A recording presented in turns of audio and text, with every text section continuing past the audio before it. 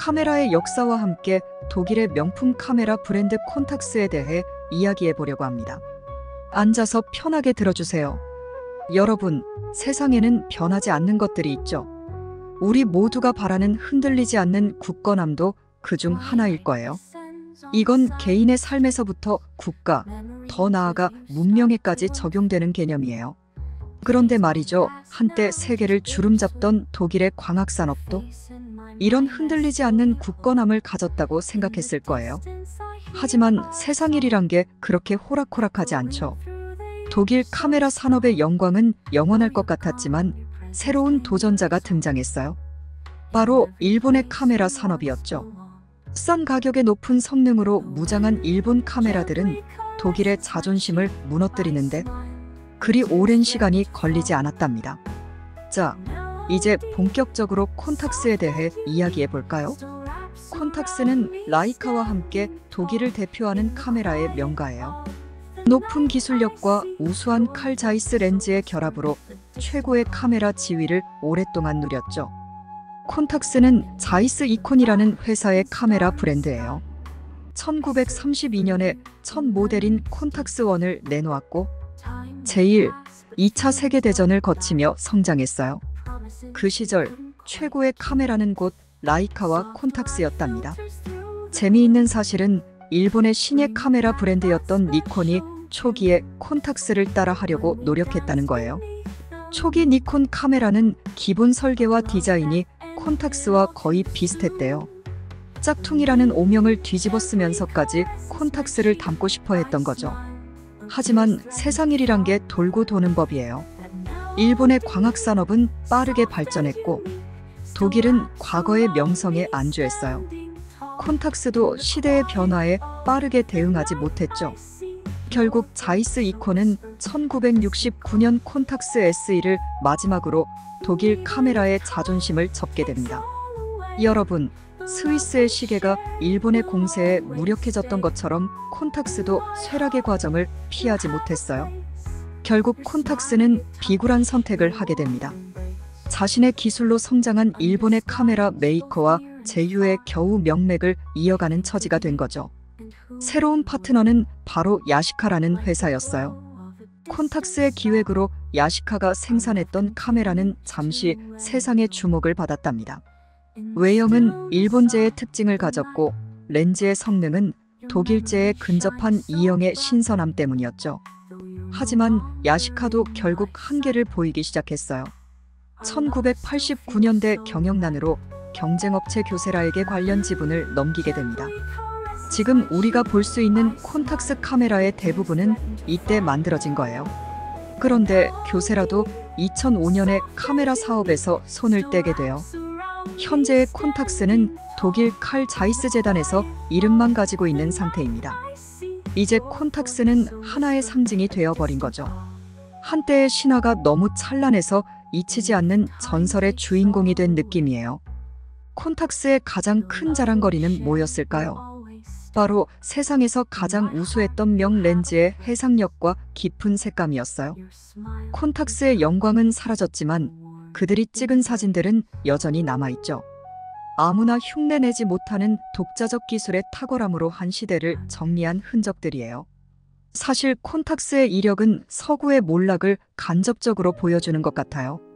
많은 사람들이 사진을 처음 시작할 때 콘탁스를 갖고 싶어 했지만 값이 너무 비싸서 쉽게 살 수 없었대요. 그런데 세월이 흐른 뒤 드디어 콘탁스를 가질 기회가 왔어요.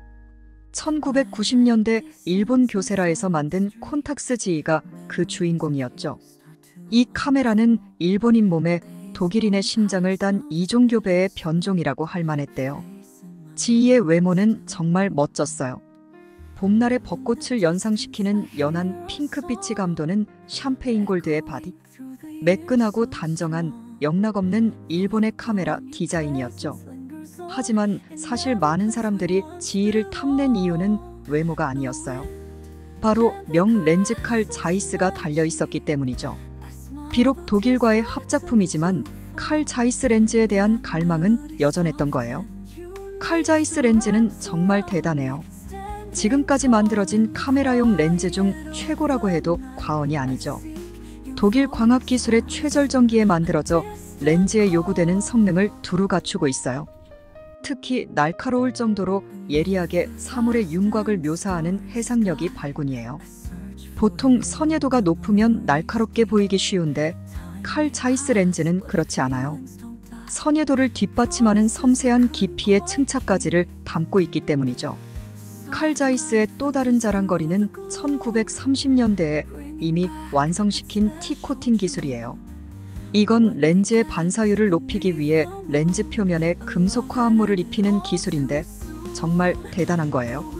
당시에는 렌즈 설계에 여러 광학적 모순에 어려운 문제가 있었어요. 지금은 컴퓨터를 활용하고 신소재를 채택해서 문제를 해결하지만 그 시절에는 렌즈 자체의 정밀도를 높이고 물리적 특성을 보완하는 게 전부였죠. 그래서 인간의 지혜와 경험으로 찾아낸 렌즈의 묘법이 바로 T-코팅 기술이었던 거예요. 지휘에는 이 T-코팅된 칼 자이스 플라나 렌즈가 달려 있었어요. 사진은 바디가 만들어주는 게 아니라 좋은 렌즈가 좋은 사진을 찍어주는 거예요. 그런데 시간이 지나면서 지휘의 이질적인 모습이 거슬리기 시작했대요. 원형의 독일 카메라에 근접한 콘탁스 디자인이 그리워졌던 거죠. 그래서 나온 대안이 바로 이전 모델인 콘탁스 T예요. 콘탁스 T는 작고 가벼운 몸체에 침동식 렌즈가 달려있는 카메라예요. 불필요한 장식은 아예 없고 바디의 금속 재질에 더해진 붉은색 글자와 셔터 버튼만이 포인트죠. 마치 바우하우스의 전통을 이어받은 듯한 무뚝뚝한 디자인이라고 할 수 있어요. 이 디자인은 디터 람스라는 유명한 디자이너의 영향을 받았대요. 디터 람스는 간결하지만 더 나은 디자인 철학으로 현대의 산업 디자인을 이끈 사람이에요. 콘탁스 T는 디터 람스가 만든 브라운사의 제품과 너무도 닮았죠. 하지만 콘탁스 T는 디자인만 뛰어난 게 아니에요. 작은 카메라가 만들어내는 선의한 화상에 많은 사람들이 매료되었대요. T-코팅의 칼 자이스 조나 38 렌즈의 역량은 정말 대단했죠. 콘탁스 T로 찍은 사진을 현상에서 보면 역시 칼 자이스라는 감탄사가 절로 나온대요. 10배율 고성능 루페로 확인되는 주변부의 선명함은 정말 죽여준다고 해요. 재미있는 비유로 콘탁스 T를 세계적 명차 포르쉐 911에 비교하기도 해요. 둘 다 크기는 작지만 작은 몸체에서 뿜어내는 강인함과 선예도의 공통점에서 열광의 이유를 찾을 수 있대요. 콘탁스 T의 또 다른 장점은 크고 무거운 카메라와 달리 찍히는 사람의 거부감을 줄일 수 있다는 거예요. 마치 장난감처럼 보이는 콘탁스 T는 찍히는 쪽은 물론 찍는 쪽에 부담감마저 누그러뜨린대요. 실제로 사용해보면 콘탁스 T의 진가가 더 잘 드러난다고 해요. 주머니에 넣어 다니다 불쑥 꺼내어 찍으면 훌륭한 사진이 된대요. 초점 맞추고 노출 조절하는 것도 쉽고 바디 속에 감춰진 침동식 렌즈는 켜는 순간 눈앞의 사물을 선명하게 바라본대요. 마지막으로 한 가지 주의사항을 말씀드릴게요. 콘탁스 T를 사용할 때는 렌즈의 명성에 빠져 화질 테스트만 하는 어리석음은 피해야 한대요. 카메라의 본령은 좋은 사진을 찍어내는 데 있으니까요. 여러분, 오늘 콘탁스의 역사와 함께 독일 카메라 산업의 흥망성쇠를 들어보셨는데요. 어떠셨나요? 기술의 발전과 함께 시대가 변하더라도 좋은 제품이 주는 감동은 변하지 않는 것 같아요.